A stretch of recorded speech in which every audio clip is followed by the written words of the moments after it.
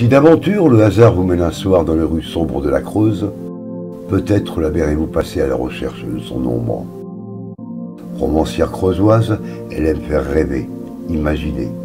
Le mystère, l'incertitude, l'irréel, c'est l'univers de Guénaël. Surnaturel, ou aventure, ouais, aventure. Je suis pas un roman à l'eau de rose, moi, j'aime quand ça bouge. Donc faut qu'il y ait de l'action tout le temps. La Creuse, le mystère, ça me parle, donc j'ai fait un mariage des deux ingrédients et je trouve que ça réussit bien.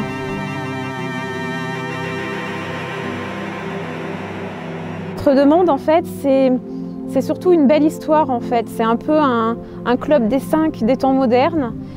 C'est une histoire, en fait, où les adultes peuvent se redécouvrir avec leur âme d'enfant et où le jeune public peut se mettre facilement, en fait, à la place des héros. Moi-même, j'aime beaucoup tout ce qui est paranormal, surnaturel. Et par mes romans, j'avais envie tout simplement de flirter avec cette atmosphère un peu étrange, un peu mystérieuse. Donc Interférence se passe au château d'Ornia. C'est une jeune adolescente qui habite à Paris avec sa mère. Elle n'a pas de papa. Et donc sa maman tombe amoureuse d'un homme qui a des relations sur la Creuse parce que son fils est encore sur la Creuse. Et ils vont avoir envie de revenir habiter en Creuse et ils vont acheter le château d'Ornia.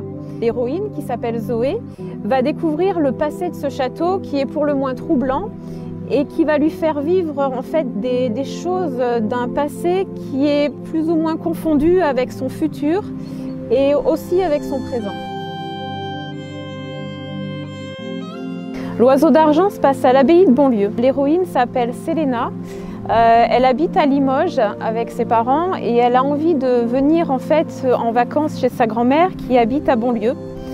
Et cette abbaye l'a toujours fascinée. L'histoire de l'abbaye de Bonlieu, dans l'histoire, était un ancien orphelinat qui recueillait les enfants de la Seconde Guerre mondiale. En 1946, 4 enfants ont disparu mystérieusement et n'ont laissé aucune trace.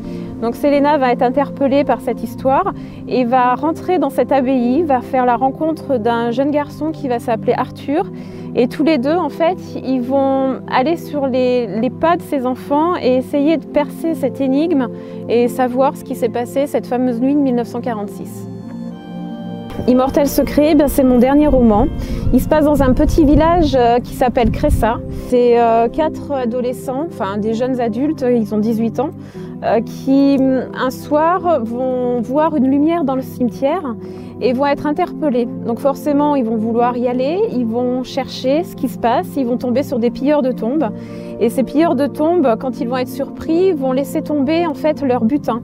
Il va y avoir dans ces petits trésors en fait qu'ils ont pris dans les tombes des choses étranges qui vont associer, qui vont ouvrir des boîtes. Ces boîtes vont ouvrir des passages souterrains. Les passages souterrains vont les emmener dans des lieux mystérieux. Et au bout du compte, ils arriveront à découvrir ce secret qui est soi-disant immortel. Alors le prochain roman, en fait, j'ai un dilemme parce que j'en ai attaqué un nouveau. Mais vu que celui-ci c'est le dernier et qui va avoir une suite automatiquement, pour ceux qui l'ont lu, ils peuvent se rendre compte qu'à la fin il y a quelque chose qui laisse supposer qu'il va y avoir une suite. Et j'ai encore celui-là en fait beaucoup dans la tête, donc je sais pas, je suis partagée entre le fait de continuer celui-là sur un autre tome, de faire d'autres aventures ou de carrément casser et de passer sur autre chose. Donc je sais pas, en ce moment entre les deux mon cœur balance, quoi. Son dernier roman, Entre deux mondes, vous transportera dans une atmosphère à la fois étrange et fascinante.